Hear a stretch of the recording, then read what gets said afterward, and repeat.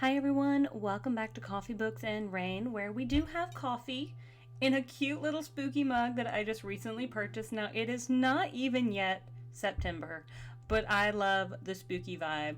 This is not a spooky vibe. This is part of my Dragon Con costume, and I am going to be Black Cat from the Spider-Man universe. Very excited. I got my nails done, got my wig, although it needs to be styled, so please don't come at me for it. I did get my mask, and I was playing with it, and now it's stuck to my face with some spirit gum. So that's going to be a whole thing. At least they sent some like remover so I can get this stuff off my face. But I'm just testing to see how well it stays. And so you guys get to actually, I guess, experience the whole thing before Dragon Con, which is Labor Day weekend. I'm super excited, but with the anticipation of Dragon Con, now, in the past, Brandon Sanderson has come to Dragon Con. I don't think he's coming this year, and that's okay. He's busy. He's got a lot going on. He's got a new Kickstarter for a TTRPG of the cosmere, not just for the Stormlight Archive, but apparently, from what I'm to understand, it's the entire cosmere in a Dungeons and Dragons type book, and I'm super excited. So yes, I have already backed that, and yes, I'm going to Dragon Con, otherwise I wouldn't be wearing this right now. And with the mask, that's why I put the wig on. I was like, they're not going to understand the mask without seeing the wig. Now, it's not styled. Like, it's still very fluffy, and I'm going to have to figure out how to, calm it down and get it the way I want it. And the only bad thing is I don't have one of those mannequin heads to put it on, and so I have to put it on my own head. So that's what we're working with right now. I am pretty excited. I got my nails done, which they look kind of cool too. And anyway, today we're going to go back and actually do Words of Radiance, because I did Oathbringer and I did Way of Kings, but I dropped the ball somewhere along the way and didn't do number 2 of the Stormlight Archive, Words of Radiance, for a book review. And what we're kind of doing this year is we're catching up from books 1 through 4 for the 5th book, I think The Wind and the Truth, coming out in December, from what I'm to understand. So, crossing fingers that it's still on track to be released. I think it is. I'm very excited because I think I've even seen on Google that a couple chapters and a prologue are available for reading, and I'm trying to hold off. I really am. I am the type of person who I kind of want to get the whole book, and then I'm not going to be able to binge it. It's going to be a massive book, so it's going to take me a while to finish it, but I'm going to do that book in a physical form, and it's probably going to be girthy, because the ones that I do have on my bookshelf are super girthy. And Words of Radiance number 2, sorry, I have this little piece that's poking out over here. Words of Radiance number 2 of the Stormlight Archive is just as girthy. Actually, they seem to get thicker as they go, and I'm not even mad. These books, they go so quickly, whether you audiobook them or whether you read them physically. I find them to be, I find the pacing is really well done. I find the action is well drawn out along the way. There's a lot of character development, but there's also a lot of characters that we're following as well. So let's dive into Words of Radiance, book number 2 of this series. Expected by his enemies to die the miserable death of a military slave, Kaladin survived to be given command of the royal bodyguards, a controversial first for a low-status Dark Eyes. Now, he must protect the king and Dalinar from every common peril, as well as the distinctly uncommon threats of the assassin, all while secretly struggling to master remarkable new powers that are somehow linked to his honor spren Syl. The assassin, Zeth, is active again, murdering rulers all over the world of Roshar. Using his baffling powers to thwart every bodyguard and elude all pursuers, among his prime targets is High Prince Dalinar, widely considered the power behind the Alethi throne. His leading role in the war would seem reason enough, but the assassin's master has much deeper motives. Brilliant but troubled Shallan strives along a parallel path. Despite being broken in ways she's refused to acknowledge, she bears a terrible burden to somehow prevent the return of the legendary Voidbringers and the civilization-ending desolation that will follow. The secrets that she needs can be found at the Shattered Plains, but just arriving there proves more difficult than she could have imagined. And so I'm going to go ahead and kind of pause there, because truly the summary for this book is, it's about 4 small paragraphs and I've read 3 of them. That is not to say they're not worth it. That is to say that these small paragraphs are only a drop in the bucket of what is like this epic book. This book is approximately, I would say approximately 1,100 pages, and that is 1,100 pages in a hardback book. So yes, it is thick. You've probably had textbooks that have been much smaller than this. It has been nominated for quite a few literary awards, according to Goodreads. It is a Goodreads Choice Award nominee for Best Fantasy in 2014, and this book did come out in 2014. So we're currently now in 2024.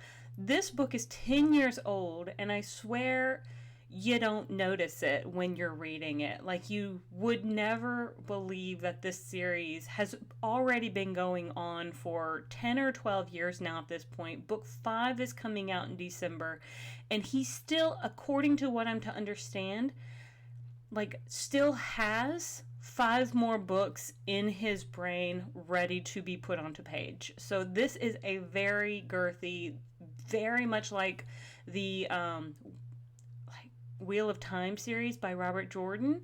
It is encompassing. It is an entire world put in a compendium of these books, but it also lays into all the other stories as well, because Brandon Sanderson has created what he calls, or what is referred to as, the cosmere, where most all of his works that he creates occur within this universe that people like I think Sazed and Hoyd, characters that have come along, they actually can world hop. And I think I have a little thing, you can't see it, but I have a little like picture over here that I think I got out of one of my Brandon Sanderson like boxes from when I kickstarted the other the secret novels. And it's just so cool because it does have like little pinpoints of different worlds that have been referred to throughout the cosmere. And so this particular world is just one of those worlds. Now, it's one of the main worlds because, of course, this is where we get like 10 very large, histories of this world out of. And we've got so many important characters as well.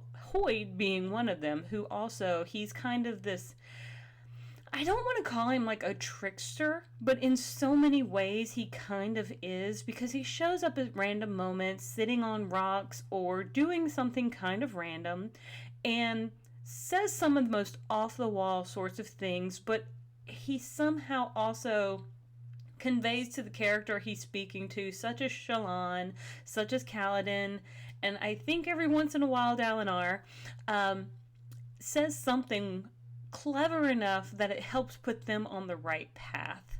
And it's just like he has just enough information to keep them on that right path.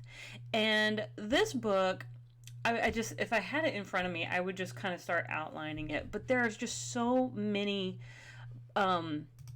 fantastic points in this book, because it is the second book of the series, and it continues on that journey of where we left off. Kaladin is no longer a slave. He is, I'm sorry, I'm typing. He's now become the bodyguard to Dalinar. He's become bodyguard to the king. He is incredibly well thought of, but he is still a Dark Eyes, because he hasn't really kind of gained his shards yet. And until he actually speaks the words that activate him as a windrunner, then like certain things can't happen, and he's gonna have to do that in order to progress along the path of becoming a windrunner. So in the first book, we understand that Shallan has really betrayed Yasna in a lot of different ways. And I mean, if you read it, you understand what I'm talking about. And so with this book too, they come to an understanding, and they come to a place where they can actually work together again.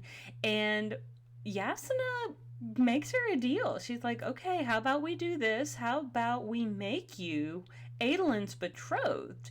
And Shallan's not sure if it's going to be like a real betrothal or if it's just to kind of like get her into the family. But Shallan's family's in debt, and so she'll kind of do whatever she needs to do in order to help her family with the debt, also make a good match. She never really kind of thought about getting married.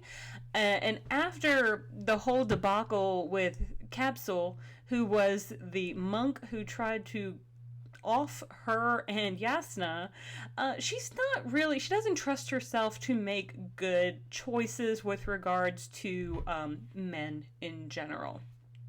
So Shallan goes ahead and she agrees. She's like, yeah, okay, fine. I'll be Adolin's betrothed if you think it's going to be a pretty good match. And Yasna's like, well, he's pretty much dated everybody else. Nothing else is really working out for him, so I'm certain he won't be too mad about it. And honestly, when as it kind of rolls around, and Shallan's really nervous because she's never met this guy before, when they meet, it's actually really cute because Adolin's kind of smitten and Shallan's intrigued.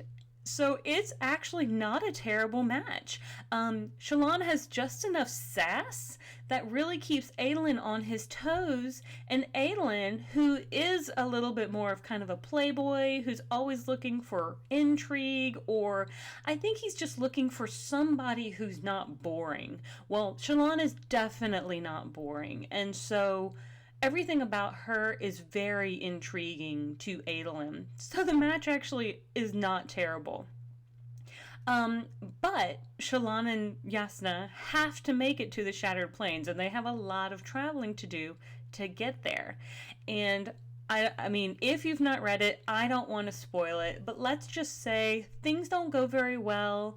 A ship goes down, and Shallan is kind of on her own for a little while, trying to get to the Shattered Plains in whatever way she can. She's kind of by herself. She's got to figure out how she's going to get over there without getting mugged or worse. And even though she is, she's got some, I guess, radiant powers, she's not a full radiant yet. Her little Spren pattern is, he's still very scattered in his mind, in his memories, and all that sorts of thing. And I really kind of wonder, is some of that due to Shallan's own, the way she shattered her own mind to protect herself from things that are in the past. And those things do kind of come out as well. That Shallan has had to do a lot of kind of things to preserve her own sanity. And I'm not saying they're good things. A therapist would probably be like up in arms about all the things that Shallan has done in order to protect her own mind from the things she has done. However, with her radiant powers, it's working, but you can only kind of string along threads so long and stretch them so far before they start to really kind of break or break down in a way. And we do see that, especially starting to get into book 3, Oathbringer. As Shallan, her threads are not as together as she wants everyone to believe them to be. And so, again, a lot of things go down in book 2. That was just kind of book part 1, is where Shallan and Yasna are traveling, trying to get there. It doesn't go super well. Dalinar is receiving visions continually, and there is the Everstorm, the arrival of the Everstorm, and I think we mentioned in book 3 that the Everstorm has really arrived. The Voidbringers have arrived, and the Knights Radiance need to be restored. In book 2, that's what he decides. He said, okay, it is now, I think, like, maybe if anything, I am supposed to reestablish the Knights Radiant. And some of that, like, he starts not putting people into positions who may or may not should have those positions. And I'm not talking about Kaladin, because Kaladin does deserve where he needs to be. Like, he deserves to be the commander of the guard and things of that nature. But people like Sadeas and other people, again, trying not to give too many spoilers, trying not to give too many names, but if you've made it this far and if you've ever read any of these books, then you know who I'm talking about. They all, like, everybody has their own agenda if they're not already in Dalinar's camp, and that's the sad thing, is all of the other high princes pretty much have something that they want to get out of it, and it's pretty much to heck with anybody else. They will step on anybody to get what they want. And Dalinar really is, even though he has a terrible, terrible past, that he did some really awful things, he is now, in his current state, trying his best to be a better leader, to just generally be better, and to have these peace talks and to try to find common ground in order to bring people together, or as he perceives, the pretty much the country will shatter, the empire will shatter. And so there are so many parts in this book. Let's see, I say so many parts. There's 5 parts and then an epilogue. That's not including the prologue, but in the epilogue we do have somebody who is met by Hoyd after she returns from somewhere. And I mean, you can find this online if you want to go out and spoil it for yourself. If you haven't read it, you're welcome to go find it. But I kept waiting for this person's arrival because I knew it was coming. I have read this book in the past, but there's something so like yes, when a superhero kind of lands, that like gives me that feeling when this person comes back into the picture, and I was super excited. So that's pretty much the ending of this book of Words of Radiance. People are starting to find their words to make themselves radiant. Kaladin is finding some words. Shallan is finding some words. We're starting to see more people who are intended to be radiant coming into those powers, and it's really cool to see because in book 3 they start to actually come together to form a more cohesive unit and to try to start figuring out what they can do now that they have more or less found each other. And once I finish book 4, I will definitely give my review of that as well. But this book, I mean, I don't even have to tell you I give it 5 stars.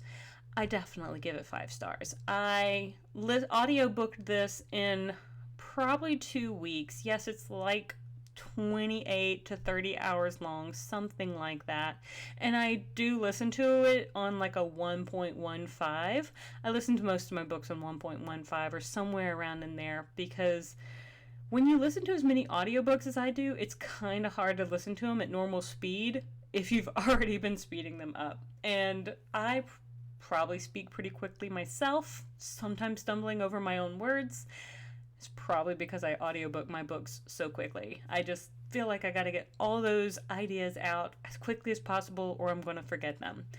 But Goodreads still gives this book a 4.8 on Goodreads, which is utterly phenomenal, because I want to say that this book has, gosh, let me see. I'm about to see. Oh, It has over 350,000 votes. So that means a lot of people have been giving this 5 stars plus.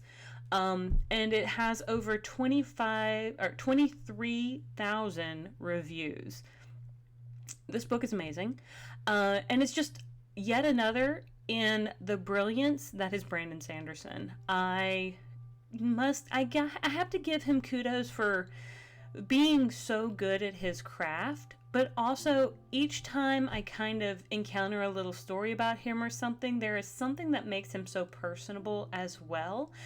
And I hope he stays that way. I hope whatever like humbleness or whatever level of kind of like personableness he has, he continues to have it, because I know when I met him at a book signing probably 10 years ago when this book came out, he was a lovely, lovely person, and I think he was doing author signings with Harriet Jordan, and that was really cool because I was with my ex-husband at the time, and I think he was able to get a couple books signed by both Harriet and Brandon Sanderson, because Brandon Sanderson had just finished up the final books of the Wheel of Time series, so that was kind of cool.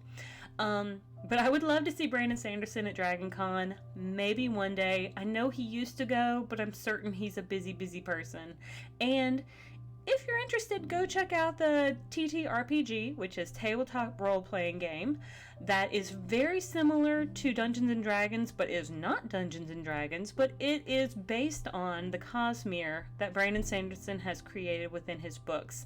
So there's magic systems, there are characters, and all those sorts of like elemental pieces that he has within his books that are now available to be played in a role-playing type game, such as like a Dungeons and Dragons setting. So that's kind of cool. I kind of wish some of my D&D players would like go get these books so they could play like a Lightweaver or a Windrunner or something, because I think that would be cool.